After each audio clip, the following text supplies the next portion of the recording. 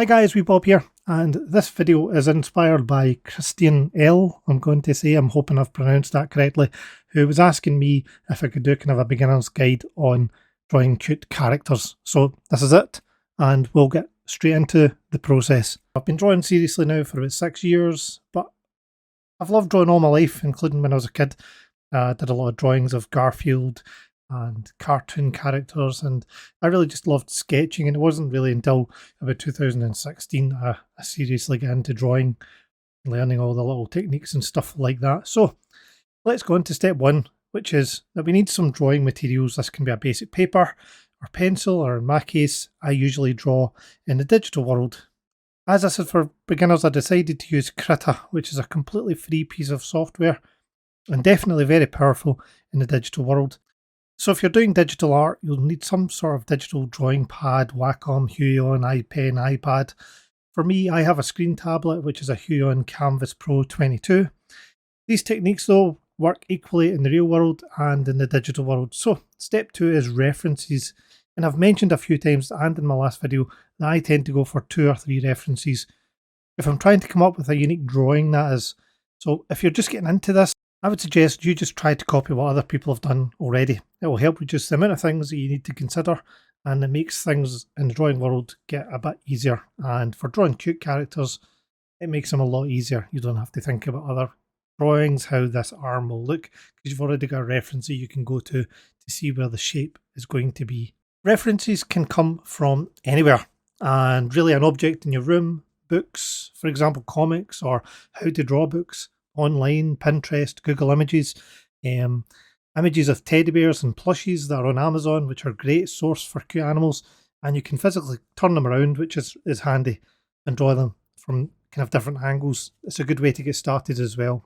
We can also draw from imagination, but this can be tricky if you're just trying to get started out. In this drawing I've drew a wee ghost from my imagination, and then I've drawn Jaws because I've got a Jaws plushie thing in my little computer room where I sit. So you've got your references, and that then brings us on to step 3, and it's to get warmed up. So when we first start drawing, it's similar to exercise. We start just from a standing still into a full sprint without any kind of warm-up. You're likely to going to cause yourself some sort of injury. So now I personally don't like doing warm-ups with circles or lines, and I find it good just to do a bit of drawing of something that I can see a reference that I've got. And it might turn out rubbish, but I decided to try and draw this bear. Wasn't the best thing I've ever drew, but it was a good exercise. It got my arm warmed up, it got my muscles warmed up, ready to then move on to my proper drawing. And even then, you're still warming up as you go along. So I have put the artists' names next to the drawings, and I seen most of these images on Instagram. So you find out what works for you, but my first drawings tend to be pretty bad, but they get me warmed up, they get me ready for my actual drawing process. So it helps as a beginner artist to think in terms of letters or basic shapes, and not even for beginner artists, but for advanced artists, for professional artists. They're just looking for basic shapes, basic building blocks to build up your image. And these shapes are C shapes, S shapes, straight lines, circles.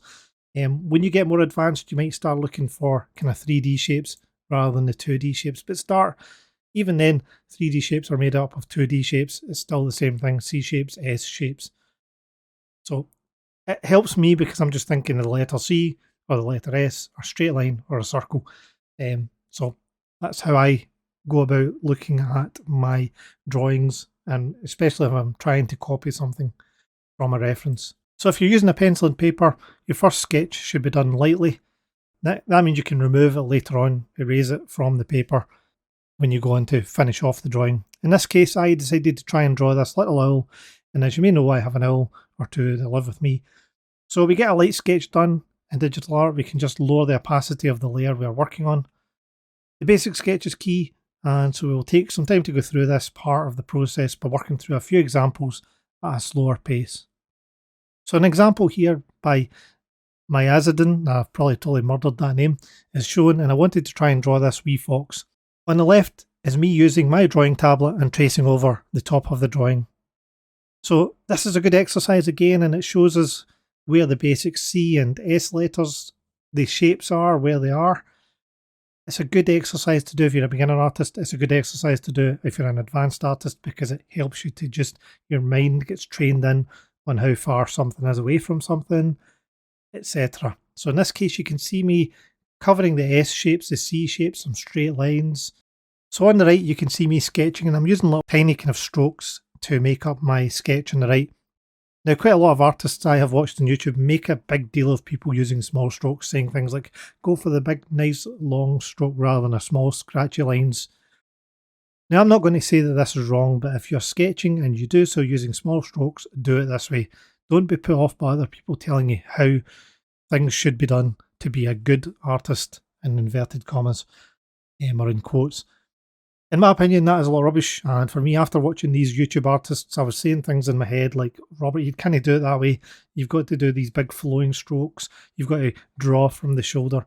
Again, I'm not disagreeing that these are great methods and they're probably the correct methods, but if it puts you off drawing, what's the point? And if everybody draws the same way, it's just going to be boring. So you've got to really do art the way you do art. It's your art. It's no other people's art. It's no other people's shoulders that need to move, or these big long flowing strokes that need to happen and they need to be perfect. Otherwise you'll just get so frustrated by these methods.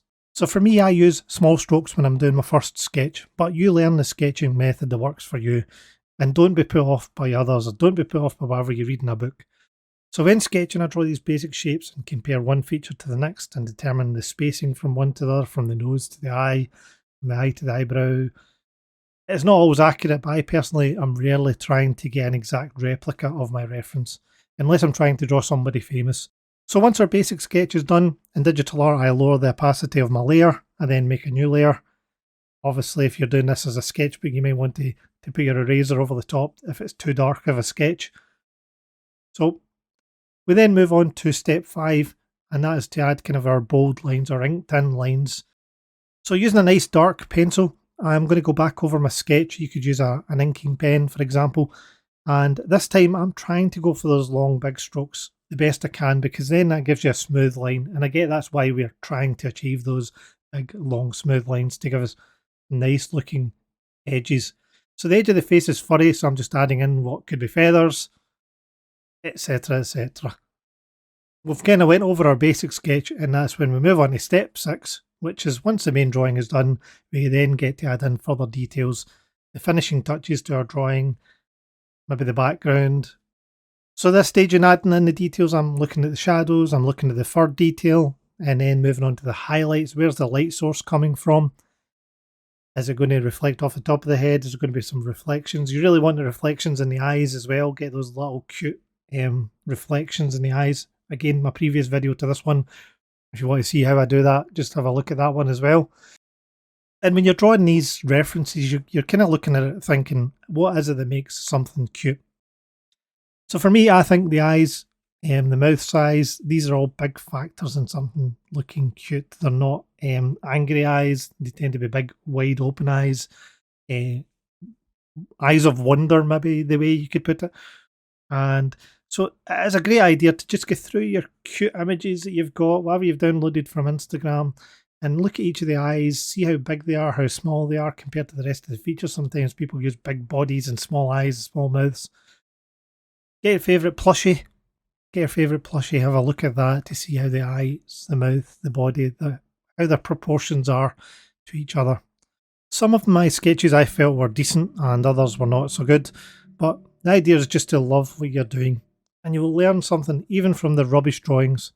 To practice these cute characters, I took a selection of Instagram screenshots, as I've mentioned, that I've had for some time. They're in my reference folder. I just see something I like, I take a reference shot of that screenshot, stick in a folder, and then I go back through them whenever I'm trying to get some inspiration for something to draw. And I just worked through all the steps that I've talked through already, using all the little S characters, the C characters. But these techniques, they don't have to apply just to cute, simplistic drawings. They can apply to your more complicated drawings. So this is a drawing of Squeaker, my owl. And if you want to hear her story, the video will be at the end. I completed this over a year ago, and we can use these details that we've learned today to add some detail to the armour, some sort of dragon feature to the armour, just using the S shapes, the C shapes. It's not a cute character because I'm going for a different kind of reference. I'm looking for an angry reference in this case. But if you want to see the video of Squeaker, you want to hear Squeaker's story, check out the video up in the corner. If you want to see a more complicated drawing, which was my last video, that will also be up in the other corner. Thanks very much for watching, and Wee Bob is out.